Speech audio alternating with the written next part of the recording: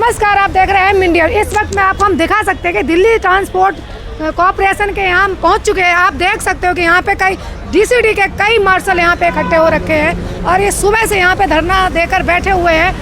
बात की इनसे तो बताया इन्होंने, सचिवालय, सीएम और कई जगह ये धरना प्रदर्शन कर चुके हैं, लेकिन इनकी 4 महीना की समथिंग सैलरी अब तक नहीं दी गई है। हमारे साथ कुछ मार्शल लोग जुड़े हैं, हम उनसे बात करते हैं कि जिस तरह ये बार बार इस तरीके के धरने देते हैं, क्यों देते हैं। बताएं सर, आप लोग यहाँ क्यों इकट्ठे हैं? जय श्री राम। मेरा नाम चंद्रशेखर जोशी। हम आज यहाँ इसलिए एकत्रित हो रखे हैं क्योंकि हमारा 4 महीने से मेहनत का मेहनताना, जिसको और विभागों में सैलरी कहा जाता है, सिविल डिफेंस में मेहनताना कहा जाता है, वो हमें नहीं मिल रहा है। और आज हमारी ये हालत हो गई है कि आज हम कटोरे पकड़ के यहाँ, आप देख सकते हो कि मार्शल आज जो कहते हैं कि हमारे जो सैलरी थी वो नहीं मिली है, इस वजह से आज एक कटोरा हमने हाथ पकड़ लिया। हम सहयोगी से कहेंगे कटोरा पे फोकस करें प्लीज़। मजबूर हो गए हैं क्योंकि मैं हर बार एक चीज़ कहता हूँ, आज फिर मैं आपके चैनल के माध्यम से कहूँगा, क्या हमारे परिवार नहीं, क्या हमारे बच्चे नहीं, क्या हमारे माँ बाप नहीं, या हमारी जो गाड़ियाँ हैं जिससे हम आना जाना करते हैं वो पानी से चलती है। दिल्ली सरकार और अरविंद केजरीवाल जी से हमारा सिर्फ यही अनुरोध है कि हम लोगों का 4 महीने का जो मेहनताना है वो दे दें। 15 अगस्त, रक्षाबंधन और आपका जन्माष्टमी हमारा वैसे ही बहुत सूखा गया है।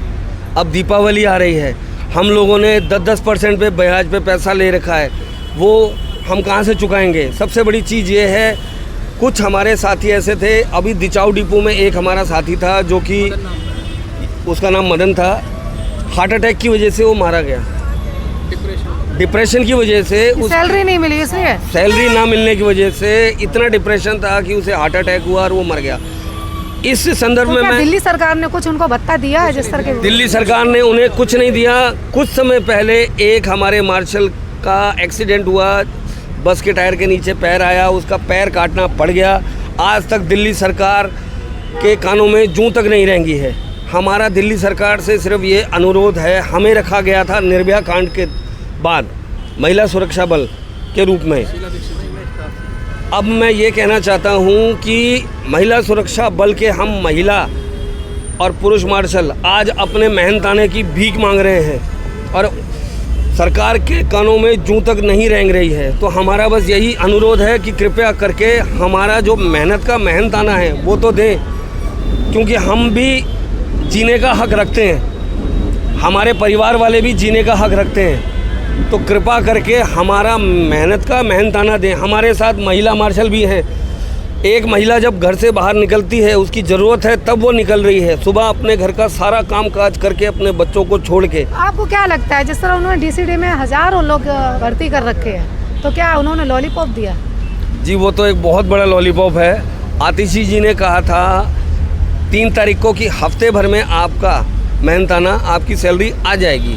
आज तक हम उस हफ्ते की वेट कर रहे हैं। सबसे बड़ी चीज़ है, कोरोना काल में हमें कोरोना योद्धा का टैग मिला और हमारे को सिर आंखों पे बिठाया गया। आपने 8वीं ईस्वी से मुलाकात की तो उनसे आपने कारण नहीं पूछा कि सैलरी क्यों नहीं दी जा रही है? कोई भी अधिकारी, कोई भी मंत्री हमसे मिलने को तैयार नहीं है। दिल्ली सचिवालय में भी हमको ये कहा गया आपसे मिलने के लिए, मंत्री जी का पीए तक हमसे मिलने को तैयार नहीं है।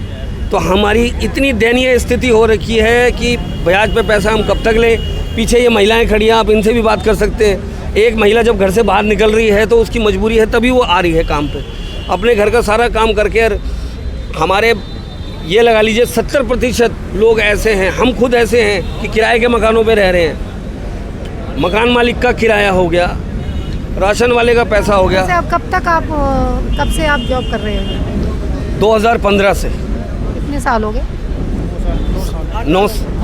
8-9 साल हमें हो गए हैं। पहली बार आपको सैलरी नहीं? ये जनवरी में भी ऐसे ही हुआ था, तो हम प्रोटेस्ट में आए थे। उसके 1 हफ्ते में हमारी 3 महीने की सैलरी रिलीज़ हो गई थी। लेकिन अब की बार दिल्ली सरकार के कानों में जूं तक नहीं रेंग रही है। अब हमारे साथ हरेंद्र चौधरी जी भी जुड़ चुके हैं। आप देख सकते हो कि ये कटोरा ले रखा है। इनसे पूछते हैं ये कटोरा किस लिए ले रखा है? सर, किस लिए कटोरा ले रखा है? मैडम, हमारा भी 4 महीने की सैलरी रुका है, 4था महीने के रुकने जा रहा है, 3 महीने का रुक चुका है सैलरी। हमें कर्जे से हालत बेकार हो गया है हमारा ज़्यादा। हमने क्रेडिट कार्ड पे भी लोन ले लेके 3,06,000 रुपये लोन हो गया, उसमें डुबो दिया गया पूरी तरह से। कौन जिम्मेदार है इसका? उनके जिम्मेदार सरकार है। कौन सरकार?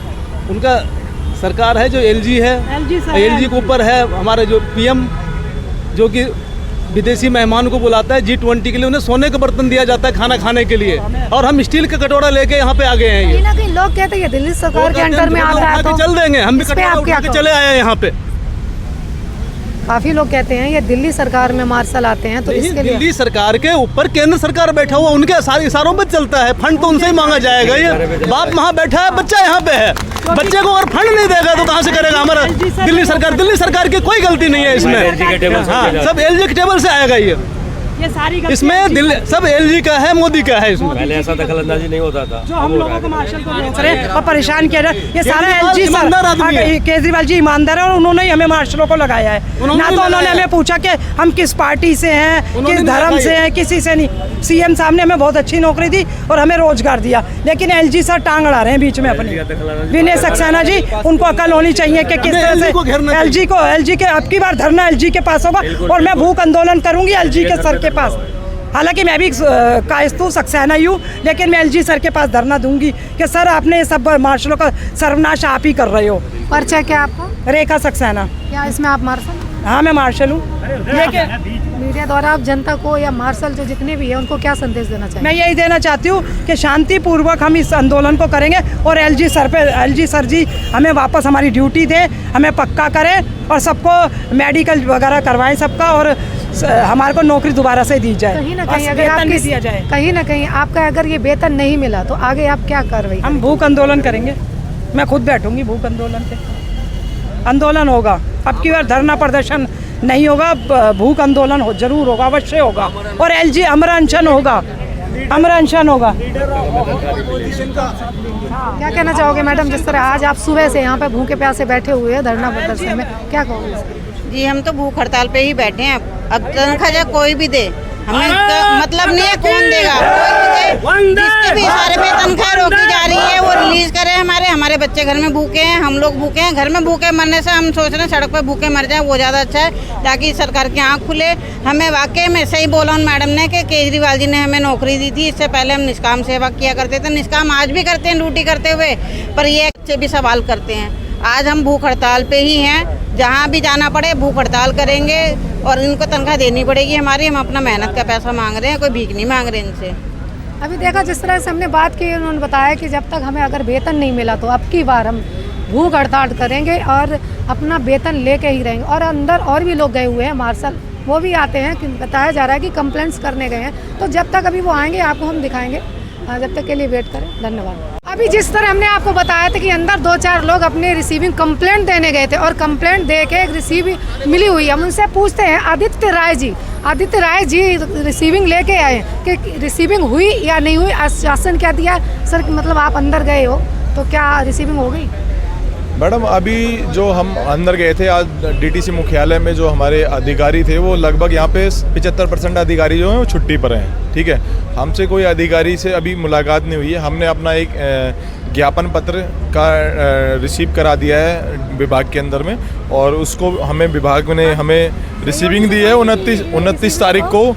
हमारा 1379 जो हमारा वो है रिसीविंग कंप्लेंट नंबर है। तो कहीं ना कहीं ये कहा जाता है कि अभी पूछा था लोगों से कि चेयरमैन यहाँ पे नहीं है, लेकिन कुछ लोग कह रहे हैं वहाँ पे कि अंदर चेयरमैन थी। मैडम, चेयरमैन जो थी मैडम वो अभी यहाँ से चली गई हैं। उनके पास कई सारे चार्जेस हैं, दिल्ली डीटीसी भी है और दिल्ली ट्रांसपोर्ट भी उनके पास में चार्जेस हैं, IAS ऑफिसर है। तो हमें सीधी सी हमारा निवेदन है कि हम आज इनके बैठे हुए थे, हमारे अधिकारियों से मुलाकात नहीं हुई है, लेकिन हम ये सीधी सी बात ये कहना चाहते हैं कि भाई हमारा वेतन आपने रोका क्यों है, उसका जवाब देने के लिए कोई अधिकारी तैयार नहीं है। हमारी बातें बिल्कुल भी सुनने को कोई तैयार नहीं है। सारे दिल्ली सरकार के अधिकारी गूंगे बहरे हो चुके हैं, उनके कानों में हमारी आवाज़ नहीं जा रही है। हमारे लोग भूखे मर चुके हैं। जिस तरह का आज कटोरा लेकर भीख मांगने को उतारे हो रहे हैं, क्योंकि उनकी आर्थिक स्थिति इतनी ख़राब हो चुकी है जिसके कारण उनको अपना घर चलाना इतना मुश्किल हो गया है कि वो मरने के कगार पे आए हैं। 3 हमारे साथी ऐसे हैं जो आत्महत्या कर चुके हैं, क्योंकि आर्थिक स्थिति इतनी ख़राब हो चुकी है, उसे किराया देने के लिए पैसा नहीं है। मकान मालिकों ने उसका कमरे से जो सामान था वो फेंक दिया, राशन वालों ने राशन देना बंद कर दिया। अब उन्होंने बहुत सारे लोगों ने EMI पे अपनी बाइकें ले रखी थी किस्तों पे, वो किस्त नहीं भर पा रहे हैं, ठीक है। बहुत सारे लोगों ने क्रेडिट कार्ड का बिल नहीं भर पाया, वहाँ से परेशान, इतना शोषण हो चुका है, इतना परेशान हो चुके हैं कि उनकी स्थिति इतनी ख़राब हो चुकी है कि आज वो भीख मांग मांग के अपना गुजारा कर रहे हैं। आप कह रहे हो कि मेरे अधिकारी मेरी बात सुन नहीं रहे हैं, अगर आगे भी नहीं सुना तो आगे आप क्या प्रक्रिया करेंगे? मैडम आगे अब हमारे अधिकारियों ने हमारी बात नहीं सुनी तो अगला कदम जो होगा वो होगा कि अब हम अनशन पर बैठेंगे, भूख हड़ताल पर। अब हम बिना खाए पिए दिल्ली के जंतर मंतर पर बैठ जाएंगे और हमें कुछ भी होता है, हम उससे कुछ भी, हमारे साथी उनको कुछ भी नुकसान होता है या वो साथी मरते हैं, उसके जिम्मेदार दिल्ली सरकार होंगे, दिल्ली के उपराज्यपाल होंगे, दिल्ली के मुख्यमंत्री होंगे। अब वो मरने की स्थिति में अब वो भूख हड़ताल पे बैठेंगे। अब हमारी सरकार अब जब नहीं सुने, अब माननीय हाई कोर्ट को भी ये लगातार वहाँ से तारीख लेकर आ रहे हैं और वहाँ पर ही अपना जवाब दायर नहीं कर रहे हैं। तो इस साफ जाहिर है कि सरकार की मंशा कुछ और है, जिस मंशा की वजह से सरकार हमें क्यों इतना प्रताड़ित कर रही है, साफ साफ हमें जाहिर करेगी क्या उनके मन के अंदर चल रहा है या क्या समस्याएं वो पब्लिक के सामने और मार्शलों के सामने रखें। कुछ दिन पहले आप शिक्षा मंत्री आतिशी के यहाँ गए थे, तो क्या वो मिली थी, और मिली थी तो क्या आपसे बोला उन्होंने? मैम शिक्षा मंत्री भी हैं और दिल्ली का वित्त मंत्रालय भी, फाइनेंस मिनिस्टर भी हैं वो, और रेवेन्यू मिनिस्टर भी हैं। उनके पास में कई सारे मंत्रालय हैं, उनके घर के बाहर भी बैठे थे हम लोग। वहाँ पर हमें कोई अधिकारी नहीं मिला, ना उनका कोई OSD था, ना कोई अधिकारी था जो हमें जवाब दे सके। हम जवाब लेने के लिए घूम रहे हैं कि भाई आपने हमारा वेतन रोका क्यों है, उसका कारण क्या है। उसका कारण कोई नहीं, आपके पास फंड नहीं है, पैसा नहीं है, या कोई समस्या आ रही है, कोई जांच चल रही है, या किसी तरीके की कोई ऐसी दिक्कतें आ रही हैं, या कोई ऐसी समस्या आ रही है जो आपको देने में दिक्कत आ रही है, तो आप जाहिर करो ना, आप बताओ। आपने मीटिंग करी थी, उसमें जो समस्या है वो हमारी सॉल्व नहीं की गई। सोमवार को हमारी मीटिंग थी कि उसमें समस्या सॉल्व, दिल्ली के जो फाइनेंस मुख्य सचिव हैं, मुख्य सचिव, उन्होंने क्या नाम है, साफ साफ जाहिर कर दिया कि भाई हम जो है वेतन नहीं दे सकते। तो उसका कारण नहीं बताया कि वो क्यों नहीं दे सकते और उसके पास कारण क्या है। ना देने का कारण मुझे अभी तक नहीं पता लगा, ना किसी दिल्ली के 11,000 मार्शलों को पता लगा।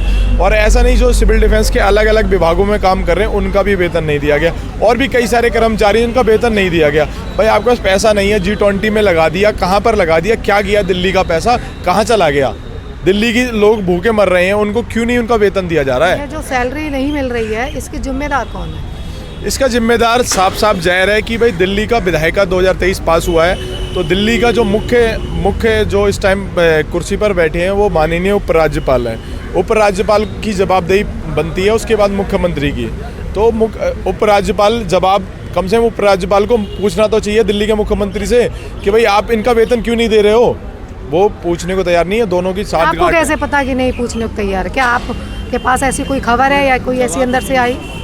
मैडम अभी तक राज्यपाल साहब का कोई बयान नहीं आया, कोई ऑफिशियल लेटर नहीं आया, किसी तरीके से कोई भी स्टेटमेंट नहीं आई जिससे वो कहें कि भाई आप मार्शलों का पैसा क्यों नहीं दे रहे हो। पिछली बार भी मुख्यमंत्री आवास पर हम बैठे थे, वहाँ पर भी हमने अपनी बातों को रखा, वहाँ पे धरना पड़ा, लेकिन कोई भी सुनने को तैयार नहीं है। गुम की बहरी हो चुकी है दिल्ली सरकार। कहीं ना कहीं राजनीति तो एक ही होती है, चाहे कांग्रेस हो, चाहे बीजेपी, चाहे आम आदमी, चाहे LG हो, चाहे CM हो।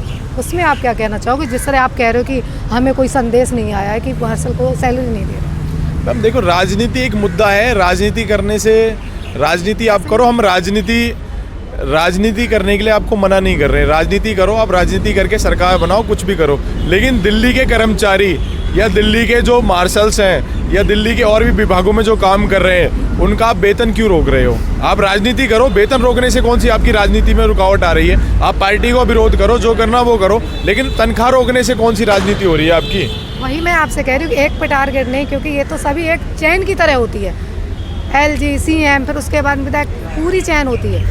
तो इस पे क्या कहें? मैम ये जो भी चैन है, ये चैन जो है, दिल्ली की जनता जब भूखी मर जाएगी, मैं कह रहा हूँ आज 3 लोग मरे हैं, आगे कई लोग मर जाएंगे, तो जब दिल्ली सरकार जगेगी, जब ये भूख से मर चुके होंगे, तब देखेगी कि भाई हमारे कर्मचारियों को आज भूख से मरे, उसके जिम्मेदार कौन होगा। राजनीति आप करो, लेकिन आप किसी को भूख से मार दोगे, किसी को नौकरी से हटा दोगे, किसी के साथ में आप शोषण करोगे, ये राजनीति नहीं है। ये राजनीति नहीं है, इसे हम घोर पाप कहते हैं। ये पाप करना है। आपका क्या कहना है सर? ये सही कह रहे हैं मैडम जी, यही कायरता है। कटोरा क्यों ले रखा है? ये कटोरा इसीलिए लिया हूँ कि दुनिया में कोई शहंशाह नहीं होता। हर आदमी एक दिन इस कटोरे के सामने आता है, क्योंकि अगर भोजन उसको करना है, खाना खाना है, तो कटोरे का सहारा लेना पड़ेगा। चाहे वो पीएम होगा, चाहे सीएम होगा, चाहे डीएम होगा, ऑल इसकी पावर है। ये चीजें भी आती है, लेकिन कहीं ना कहीं भीख के लिए भी ये कटोरा आता है। मैडम जी देखिए, भीख मांगने का मतलब क्या है? एक भीख ये होती जो तौहीनी से मांगी जाती है, ठीक है। एक भीख ये होता है जो आदमी प्रेम से रिस्पेक्ट, अगर कोई मान लीजिए नाराज भी हो जाता तो उसको हम रिस्पेक्ट प्रेम से, उसका भी एक तरीका होता है। लेकिन यहाँ पे क्या है जानते हैं आप, यहाँ पॉलिटिक्स नहीं, पॉलिटिक्स इनको जो करना है करें, जैसा भी करना है करें, जैसे भी रहना चाहे रह लें। लेकिन एक बात जान लीजिए, कहा गया कि सदा ना रहा है जमाना किसी का और नहीं चाहिए दिल दुखाना किसी का। ये जो ये मार्शलों के जो ये एक अपने वोटरों के बच्चों के दिल को ठेस दे रहे हैं और ये प्रताड़ित कर रहे हैं, ये जनता के खिलाफ है। ऐसा नहीं होना चाहिए। मुख्यमंत्री वही होता है, प्रधानमंत्री वही होता है, राजा वही होता है जो प्रजा को पुत्र के समान जाने। नहीं तो राजा किस बात की है, वो तो मेरे से भी ज़्यादा गरीब है। जब मेरी बात को ना सुने तो क्या है। अब माता पिता बच्चे को पैदा कर दे और उसके बाद उसका ध्यान न दे हो, तो माता पिता किस बात की होती है? जन्म देने से थोड़ी काम होता है, उसके पालन पोषण, उसके सम्मान, व्यक्तित्व है, ऐसा होना चाहिए। लेकिन इन्होंने कसम खा रखी है, इनके अंदर में वो कहीं सरकार ने आपको भीख मांगने के लिए मजबूर कर दिया है कि भीख मांगे। मैडम देखिए, सुनिए, सरकार ने, भाई सुनो, चाहे प्रधानमंत्री हो, मैडम जी सुनिए, चाहे प्रधानमंत्री हो, चाहे मुख्यमंत्री हो, चाहे एलजी साहब हो, चाहे कोई साहब हो, मैं ये कह रहा हूँ कि अगर ये 5 उंगलियां हैं तो ये केवल हथेली में है ना। अगर इनको डिवाइड कर दिया जाएगा तो ये ऐसे हो जाएंगी, ऐसे पिस्टल की तरह हो जाएंगी। और ऐसा नहीं होना चाहिए, उनको सबको देखना चाहिए, क्योंकि सब हमारे सेवा में, सम्मान में, देश के अभी आपने देखा जिस तरह की इन्होंने अपने दर्द बयां किए हैं कि 3 महीने से सैलरी नहीं मिली, हमारे बच्चों को कैसे खिलाएं। और जहाँ के यहाँ के सीएम है कि क्या सीएम अपने उनका सीएम के बच्चे भूखे हों तो क्या वो देख लेंगे। और ये भी बताया कि अगर हमें सैलरी नहीं मिलती है तो आगे आने वाले समय में हम एक अनशन पर बैठेंगे, जब तक नहीं उठेंगे जब तक हमारी सरकार सैलरी नहीं देती है। आप देखते रहिए एम इंडिया न्यूज़। धन्यवाद।